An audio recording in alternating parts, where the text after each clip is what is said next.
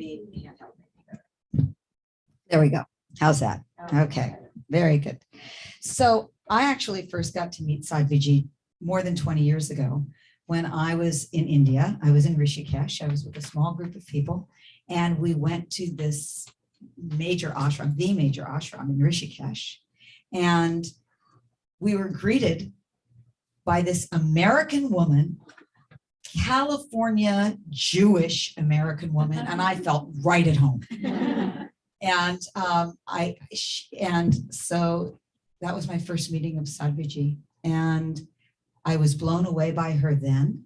You know, here's this Stanford graduate, and she's running really this amazing ashram there. We've become dear friends ever since.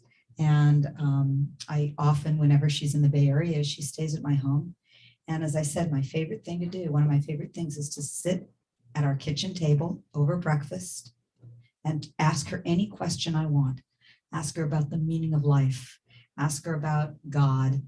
Ask her about things that are mundane. She's got the biggest range of any human being I've ever met. So I just really am delighted to get to be here with you again, so we can have our satsangs, as they're called in India, just conversations about life. And so we're here. I love that you wrote Hollywood to the Himalayas. I have to say I was one of the well, it wouldn't have been written if you had not been pushing me to write it. Because this woman has so many stories about her life that people that I can relate to and that people can relate to. I said, these have to go into this book.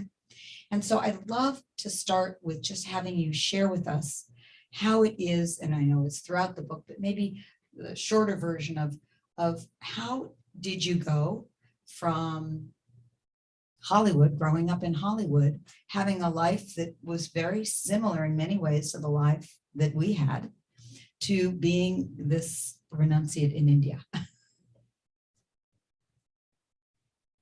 In 2 minutes. Yeah, I didn't say 2 minutes. I know.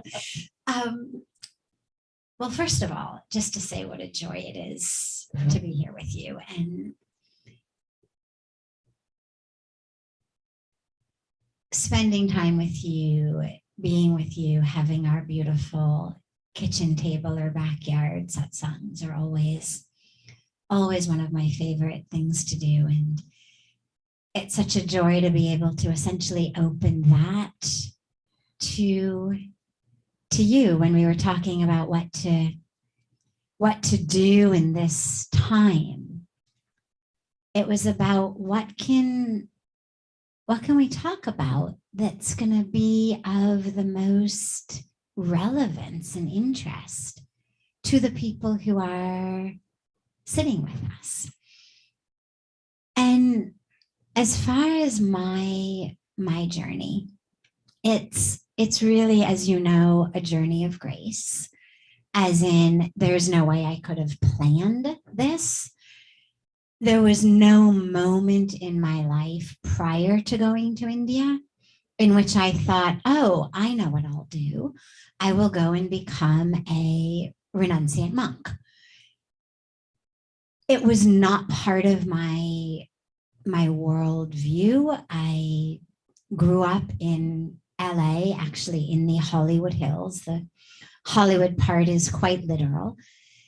And with a mix of extraordinary blessing, extraordinary privilege, extraordinary opportunity, and really not so much fun, trauma, and challenge and difficulty, I found myself at a time where by the age of 25, I had gotten to a place where I was managing my life, which I really thought was the best that anybody could do. I mean, it seemed like this was the goal of life, is you just learn to manage it. And in my case, it was managing pain from a trauma from childhood, managing the eating disorder that I had developed with a lot of severity. I've never been someone who does anything half-heartedly. And so I had found myself in and out of hospitals with IVs and tubes and whatnot, and had gotten to a point where I was managing that, managing my studies. I was in the midst of a PhD program in which, again, because I don't do anything half-heartedly, I was taking 21 units a quarter instead of 15. I had gone through Stanford in 3 years instead of 4. So I really thought I've got this all really under as much control as one could hope. It had been made really clear to me that these issues, the issues of the abuse, the issues of the abandonment, the issues of the eating disorder, the issues of the trauma, that these were going to be my thing, and that I was going to struggle with them throughout my life. This was what I had heard from therapists, from psychologists, from doctors, from people in 12-step programs. I mean, wherever I looked, it was, this is what you have been given. You will struggle with this forever, and yet you'll learn to manage it. You will learn to live a healthy life, but you'll struggle with this. So the idea of actual freedom was never something that had ever occurred to me. And the fact that I had gotten to a place of learning to manage it seemed like I'm doing great. This is as good as it gets. And the truth is, really, everyone I knew was managing their lives. Some were managing better than others, but it seemed like this is really all we can hope for. And I end up in India with a backpack on a 3-month semester off of a PhD program because my husband was on a spiritual quest. I was not.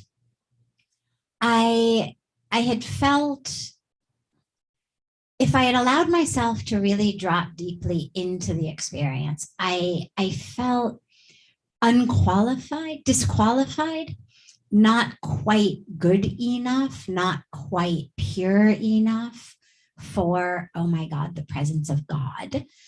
And yet it wasn't something that ever troubled me because I wasn't religious, because I wasn't even one of those who say, well, I'm spiritual, but not religious. The fact that I wasn't spiritual wasn't something that I was moving through the world feeling like, oh, this is a lack. I was an academic. I was a scientist. I had a lot of friends. I did a lot of things. And spirituality just was never something that I had felt like I need to have this. We land in India. It's a long story. I'm going to fast forward through a whole bunch of it.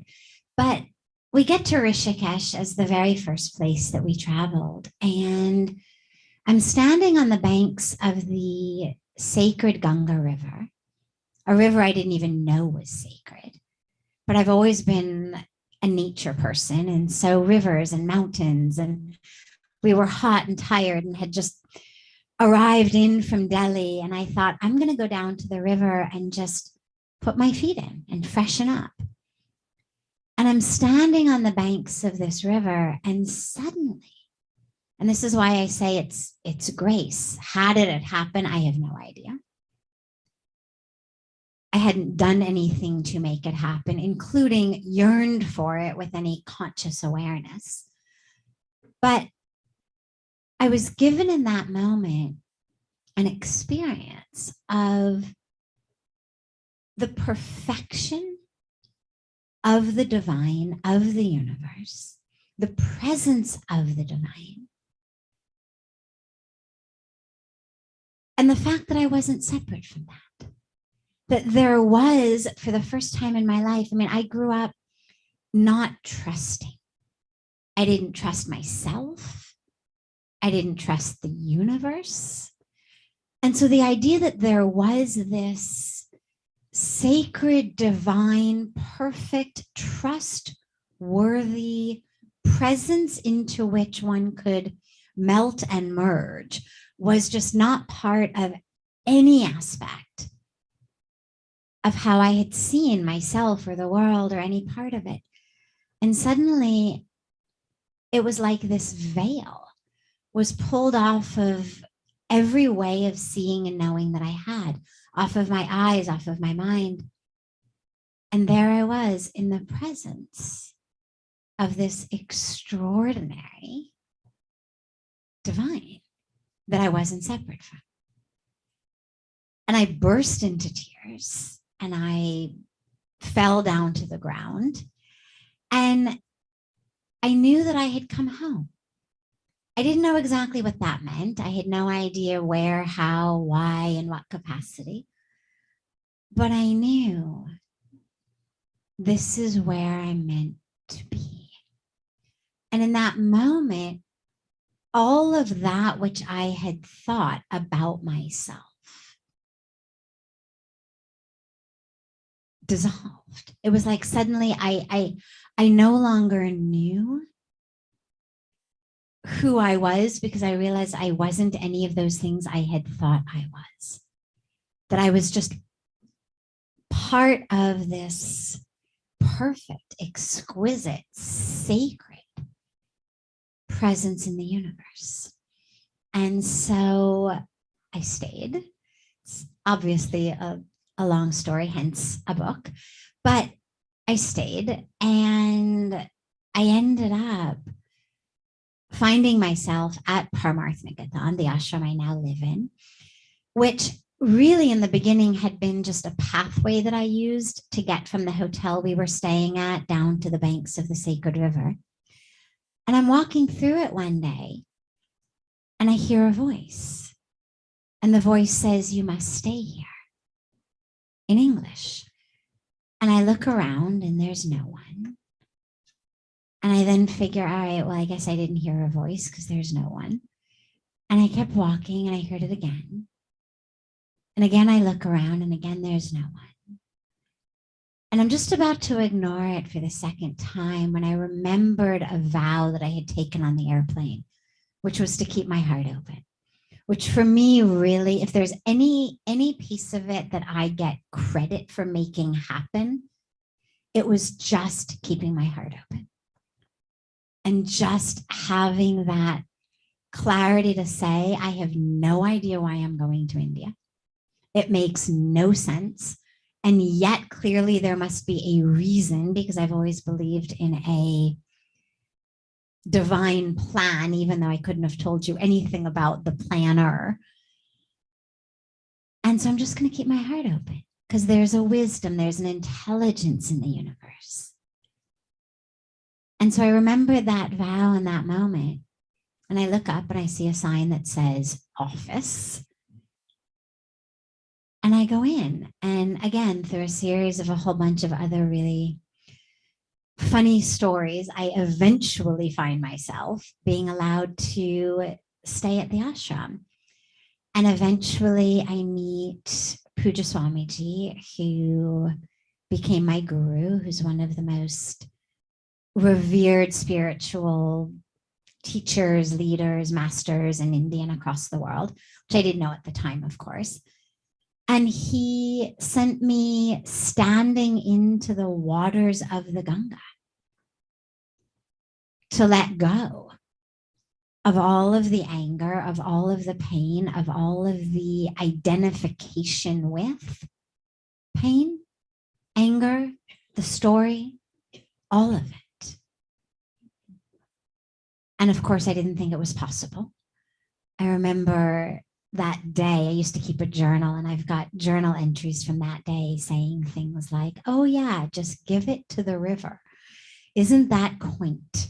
I mean, I was just this really super arrogant, way over indoctrinated, way over educated Western academic. And I thought, well, thank God I come from a world where we understand process and we don't have to, rely on a river to sweep away our pain. And come sunset, because he had told me to do this in the evening after the evening prayer ceremony. Come sunset, I made a decision for which I will always be deeply grateful, which after the vow to keep my heart open is probably the best decision I've ever made, which was, okay, obviously it's not going to work. Obviously, rivers don't sweep away people's pain. Obviously, you've got to go through the whole process. And yet, simply out of respect for the being who has suggested this to me so sweetly, I will do it sincerely. I will at least be able to look at him tomorrow and say, yes, I tried. And so I walked into the river after this beautiful prayer ceremony, and I stand in the river and I hold the water in my hands as he had told me to. And I pull from within me as he had instructed all of the pain, all of the anger, and offer it into the water. And I have no idea how long I stood there, and I prayed and I cried and I prayed and I cried. And I offered the water back into the river. And as I finally emerged from the river, I knew she had taken it. And it's been now almost 26 years.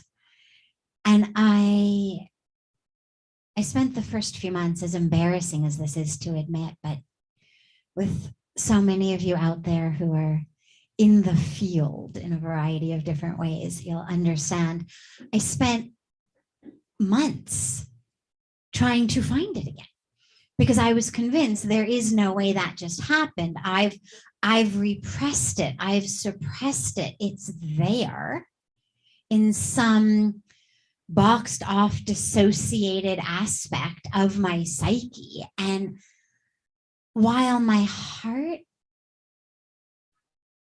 and what you could call my higher truth or my true self knew it had been given and taken, my brain literally kept trying to find it. And it's so weird because you think, well, why? Right? I mean, why? And yet, because you were a Stanford PhD student, that's why. Yes. And, I realized though deeply, there's such an attachment to the identity. There's such an attachment to, well, if I'm not the victim of this or the survivor of that, well, what is my story then? How do I move through the world? And so I kept trying to find it. And of course, I could remember things. It wasn't that Ganga had wiped away my memory, but there were no longer emotional triggers. It no longer brought up pain, anger, fear, sadness, a desire to, drink a whole bunch of water so I had something to throw up. It didn't evoke any of that. And so I stayed. And again, in a story of 26 years that I'll just fast forward over, I have been there now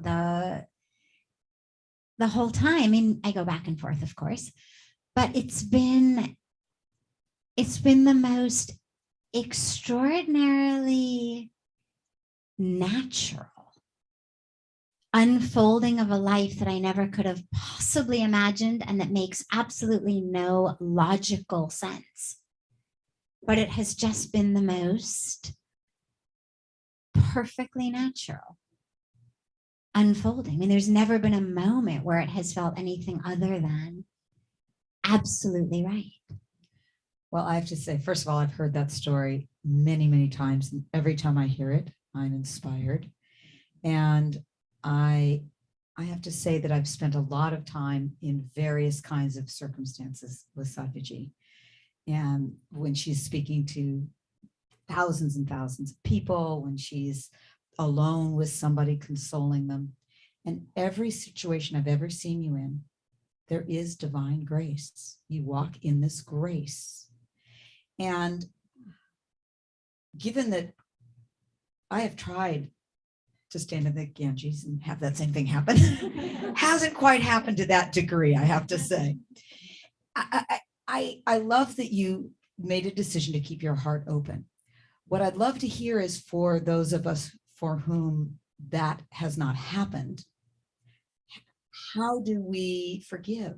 You know, you've had an extreme circumstance of abuse as a child, sexual abuse. And how were you able to forgive, or how would you suggest that other people forgive? And maybe you could tell the story of Swamiji. Yeah. Sure. So, first of all, forgiveness. It's critical to realize that we don't forgive because what someone else did was okay. That's what holds most of us back from forgiveness is, well, what they did is wrong. How can you forgive? And that really mixes up my freedom with your absolution. One of which is in my hands, the other of which is not. And so until and unless, God comes down and says, my secretary's gone on vacation, would you mind filling in the role? Could you keep track of who is deserved what? Until and unless that happens to you, we are not the karmic police. We don't have the power to determine what someone else's karmic due is. We don't forgive because we are absolving someone of the wrongs they've done. And that's really always the stumbling block, as well, as though somehow God were taking orders from me, and because I have forgiven someone, they no longer are going to get their karmic due. Well, that's not how it works. You plant an apple seed, you're going to get an apple tree. You're going to get apples growing on the apple tree.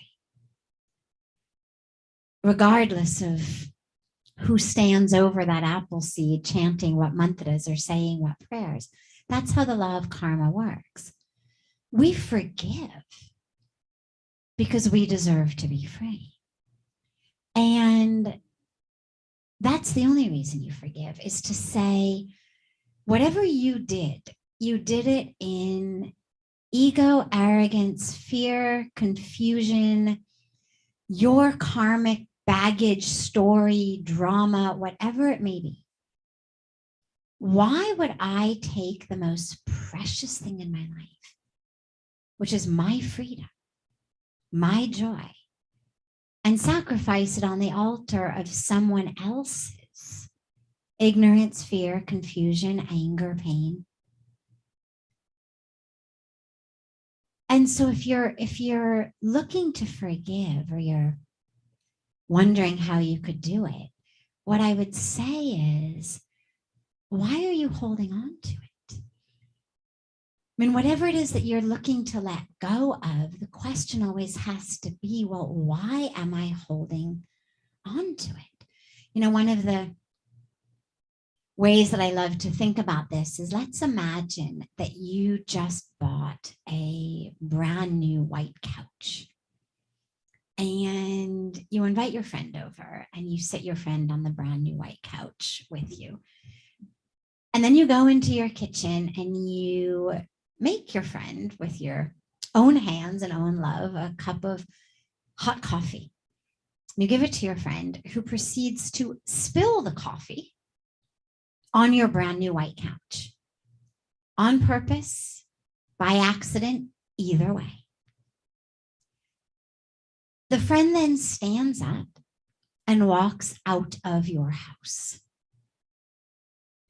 Now, what are you going to do?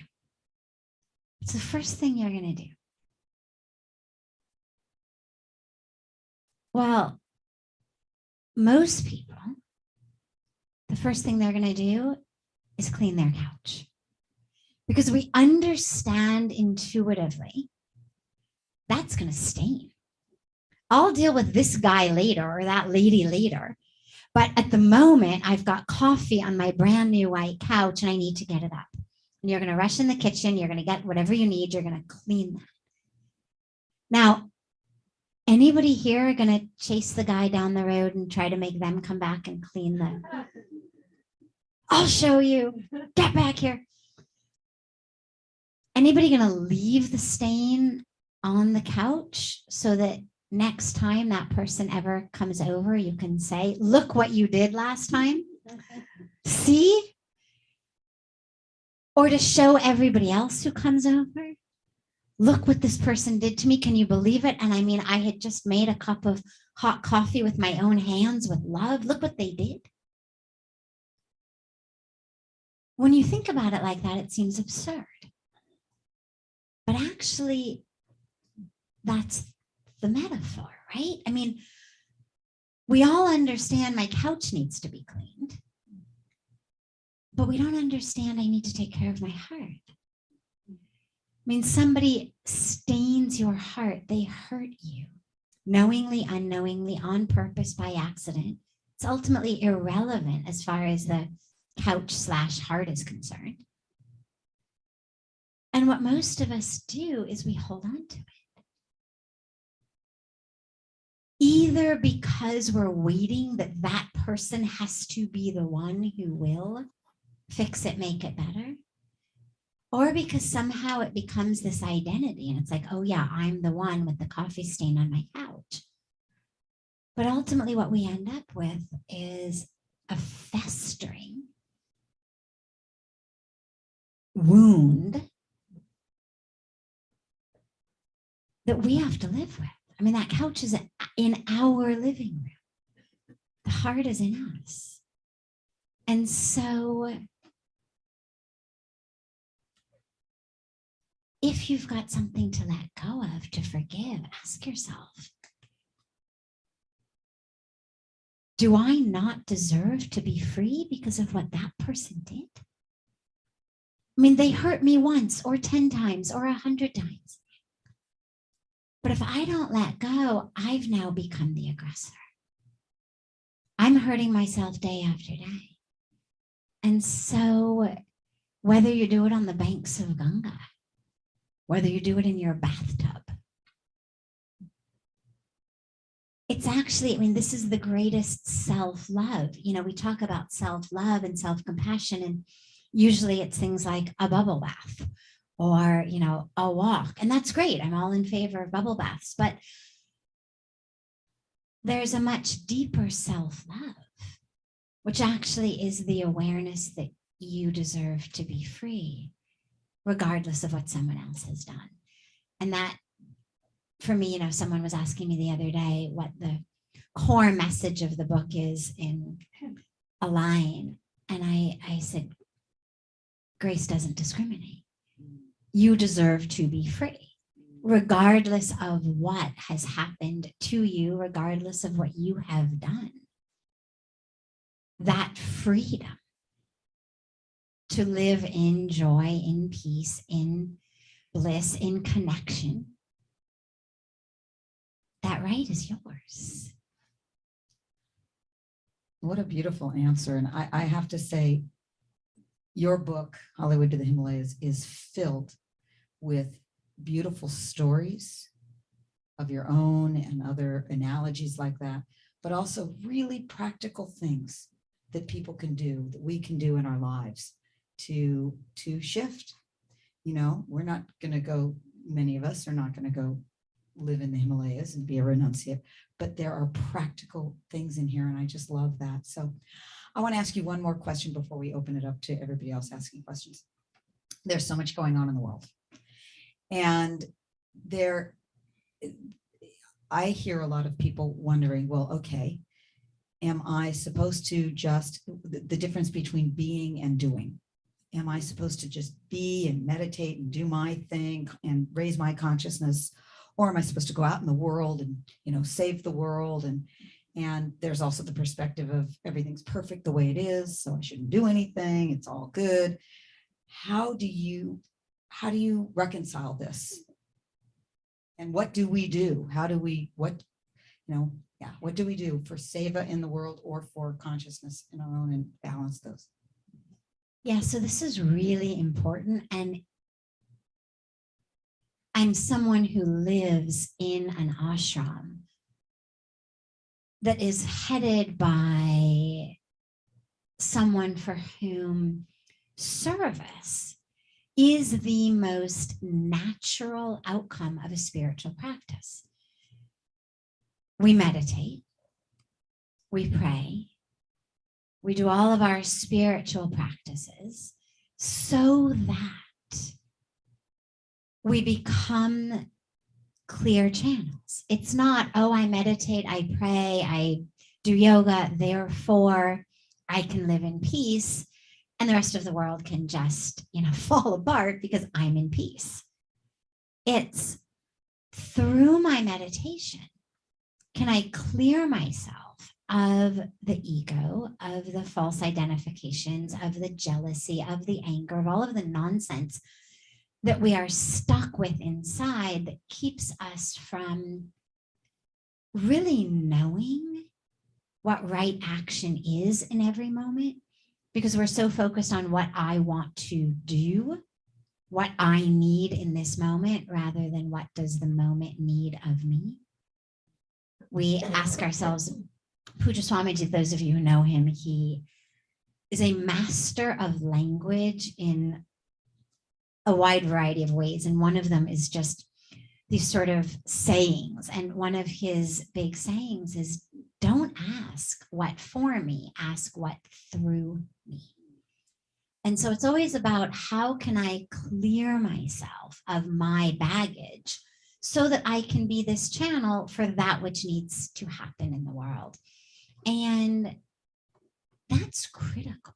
There isn't time to go into all of the whole Vedic Indian Hindu philosophy around karma yoga, which is the yoga of action, of how every minute and every moment is meant to be yoga, not because I'm standing on my head or I'm in Trikonasana, but because the action I am doing, whatever it may be, is yoga. Yoga means union. And so this action is an action that is rooted in an awareness of union and is an action that is bringing about greater union in the moment. And whether that union is me with my heart, the divine, my true self, whether it's a union of us, whether it's a union of me and Mother Nature, me and the sisters and brothers of every race, every religion, every color, every species across this planet. So it's really clear at this moment for sure, but even thousands of years ago when we look at when the Bhagavad Gita was given to us, but especially in this moment, we're not supposed to be sitting this one out. There is no spiritual teaching for this moment to me that has any weight whatsoever that's about finding your peace while the world falls apart. It's about finding your peace so that you don't fall apart along with the world, and such that you can be an effective and efficient instrument in the hands of the divine. I mean, it's like that beautiful prayer of St. Francis of Assisi. Oh Lord, make me an instrument of thy mercy. Where there is darkness, let me bring light. And so whether you're getting the teaching from St. Francis of Assisi or you're getting it from the Bhagavad Gita, it's exactly the same teaching. And it's about, let me be an instrument of peace, of love, of service. And this is a time where it's obviously critical that we find our peace, because otherwise we are acting. Again, in Puja Swamiji's wonderful wordplay, he says, everybody these days is so stuck with egos and logos. He says it's all about egos and logos. And if we just let go of our egos and our logos, we can actually be good instruments in the hands of God. So we need to do our beingness in order to know who we are, in order to not be stuck in divisions, in false identifications, in anger, in reaction. But that's a means to an end. It's not that's the end in and of itself. Oh, great, now I'm in peace. It's, oh, great, now I've been free of that within me that was keeping me from being in peace, so that I can actually be an instrument. And, you know, the way that I love to think about it is so that it doesn't feel, because otherwise it's super overwhelming. It feels like, my God, I mean, where do you start? Hunger, loss of water, climate change, environmental destruction, issues of othering and division and discrimination, healthcare, gun violence. I mean, like, where do we begin? And the way that I like to think about it so that it doesn't feel overwhelming is, if you think about walking down the road and you trip and you injure your left leg, well, the right leg is going to pick up extra weight. And it does it automatically, and we call it limping. And it does it because it understands that the left leg is self. And you don't have to say to it, oh, great, wonderful humanitarian right leg, you know, between the hours of 8 a.m. and 11 a.m., would you mind picking up some extra weight? I'll give you a gold star for humanitarianism. It just does it because it knows the left leg is self. And if you injure that left leg week after week, the right leg never says, oh, you know what? Enough. Enough. I'm done. Tell this guy to pick up the weight. And if after hurting your left leg, you end up with a stomach ache a few days later, and then maybe a headache, then maybe something else happens, the body keeps responding. And it never says, you know what? We did the injured left leg, we did the stomach, we did the head, we are done. Like, come back on the 1st of next month. It's just going to keep responding because it's all self. And that's where the spiritual practice is so critical in the beginning. That's where the meditation is so critical, because when I rise from my meditation cushion, the experience is one of oneness, of union, such that whatever it is that the moment is presenting me with, is it hunger? Is it thirst? Is it someone who needs a shoulder to cry on? Whatever it may be. Does someone need a toilet? Not to use one, but to actually have one built for them.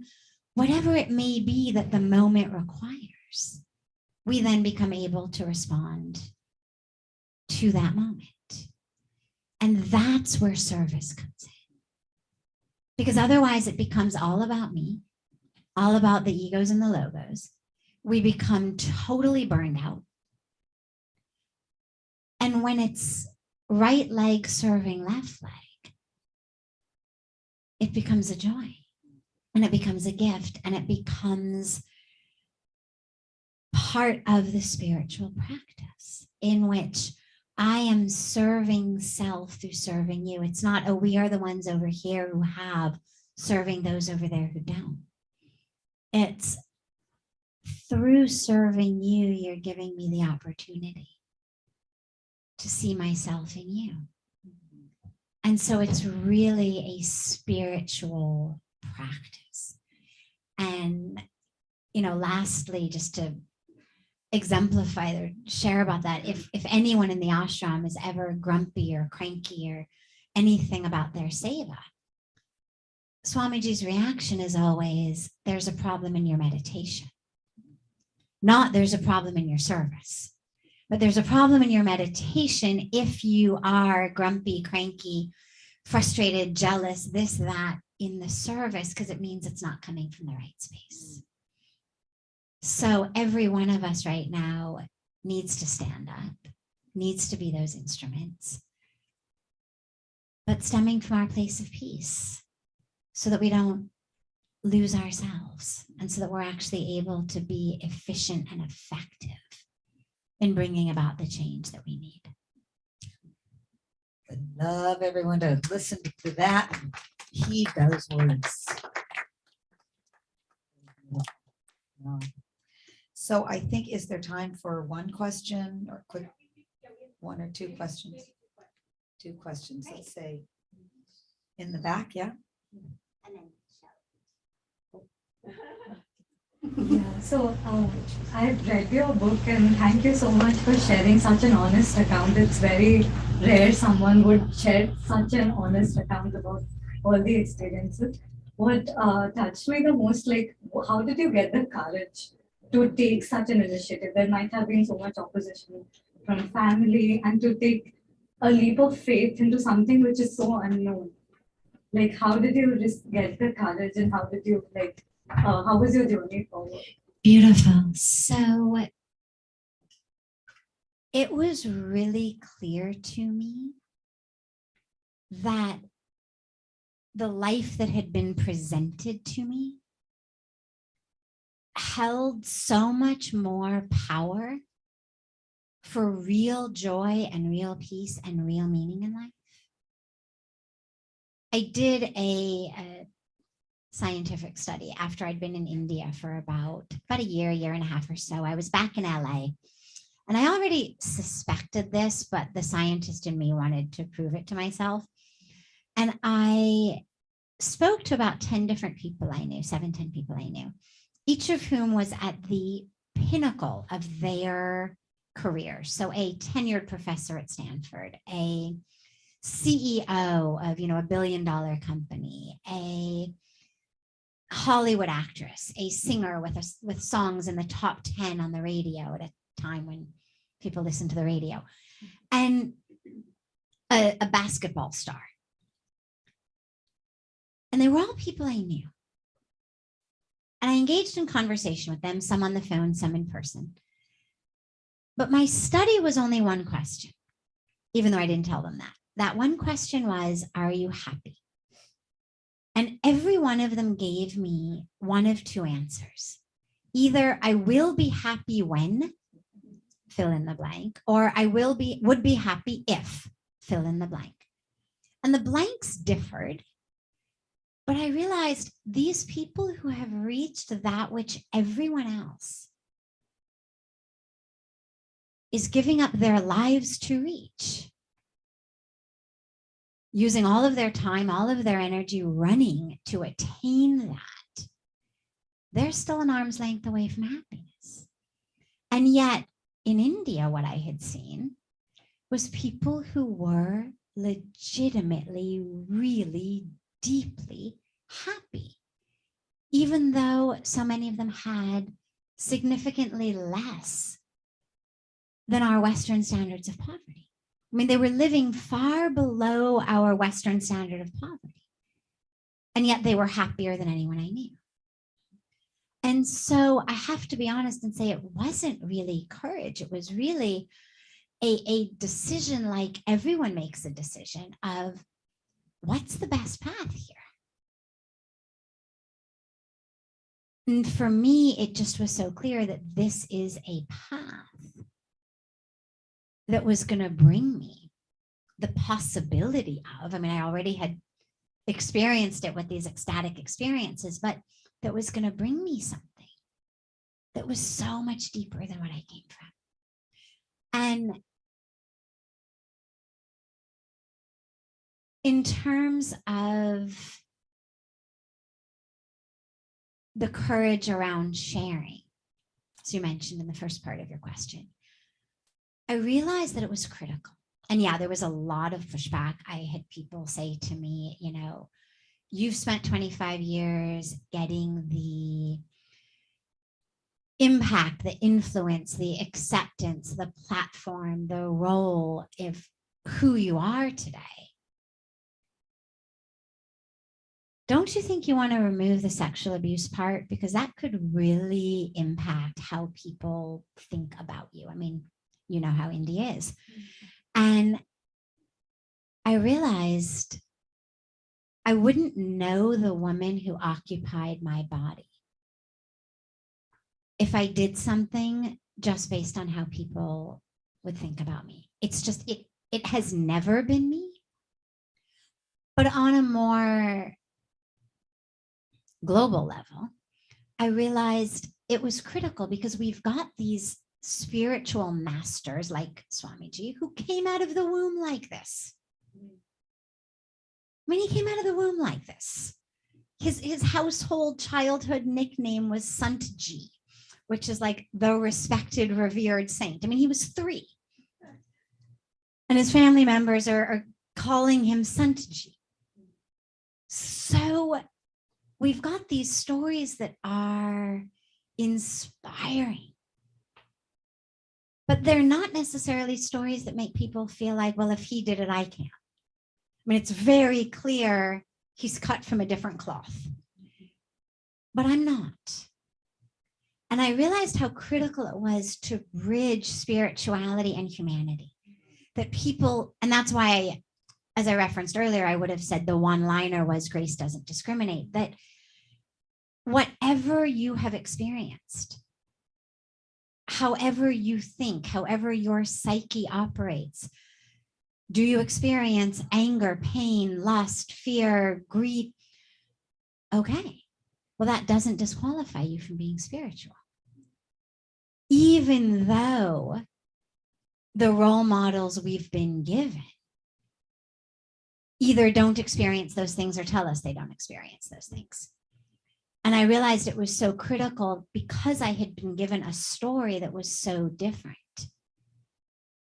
to share it so that people knew, oh, you can actually have lived a childhood in which you were interested in boys and sports and parties and alcohol and drugs and having fun and going on vacation and all of the things that people do, and no trauma and suffering and pain, and no privilege and opportunity and blessings, and no freedom. That they are not mutually exclusive. And so I realized this is why I've been given the experience I've been given. And by God's grace, just the epilogue of that is that even the most traditional religious leaders,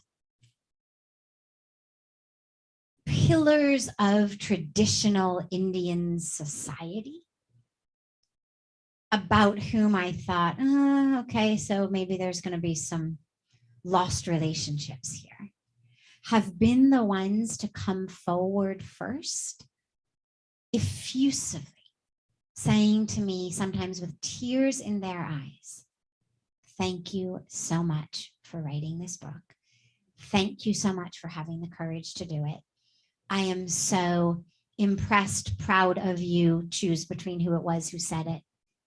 And it's been just so unexpected and so extraordinary.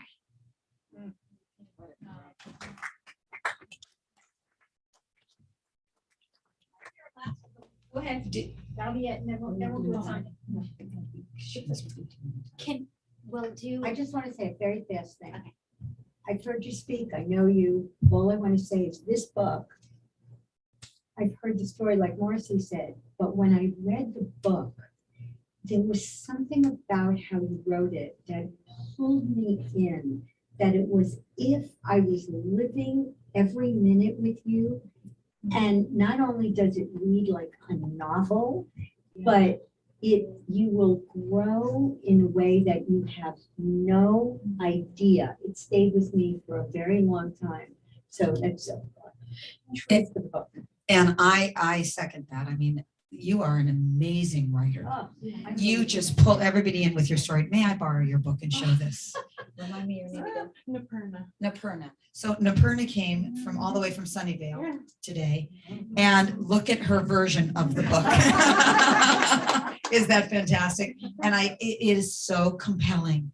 It just, and one of the things, thank you, that I started by saying, Sadhviji, is that the reason it touches me, and I think it touches all of us, is that you weren't born, happy. You weren't born with that. We can relate, and you bring your amazing wisdom, your beautiful open heart that has stayed open since you made that commitment on that airplane to India. I've never seen it not open. And your brilliance in writing, you bring all of those together in these pages. And I adore you. I love you. And I hope that you all get to experience Sadhvi through these works. Yeah.